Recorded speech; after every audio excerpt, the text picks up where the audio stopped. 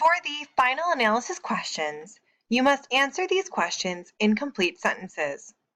The first analysis question says, the events shown in this documentary were in the news during the time they occurred. They were on television, in the newspapers, and discussed on the radio. What news events that you have seen in our time are similar to the events discussed in this documentary? There are many events that have taken place during our lifetime that are similar to the things that have taken place in this documentary. These would be current events involving racism or speech, violence, or actions motivated by prejudice. Here are a few examples of things that you might not have thought of. For example, tech companies tried to ban and shut down websites put up by neo-Nazis. There was a strong uptick in hate crimes against Jews, Muslims, and members of the LGBT community this year.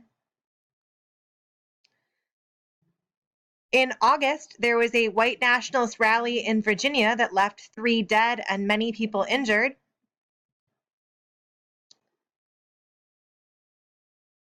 In the not so distant past, Dylan Roof shot up a church in Charleston, South Carolina, and received the death penalty for that because it was a hate crime. Football players have been staging protests meant to bring awareness to police shootings.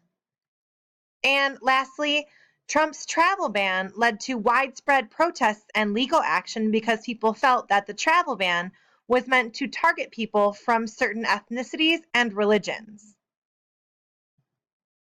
So these events, or other events that you can think of, could be listed here for this answer.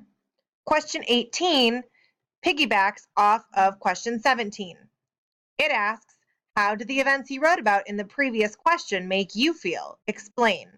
So I'm asking how events from today make you feel. Question 19 asks you to put yourself back in the 1960s.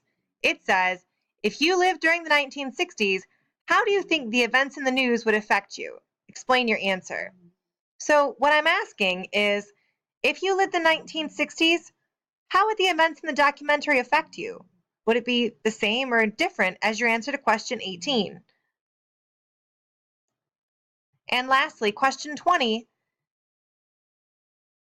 says, if you lived during the 1960s, how do you think the events in the news would affect the adults who take care of you, parents, grandparents, aunt, etc.? Explain your answer. So what I'm asking is, if you lived in the 1960s, how would the events from the documentary affect your parents or guardians? Do you think they would try to keep you from seeing the news? Do you think they would try to talk about it with you? What do you think they would do?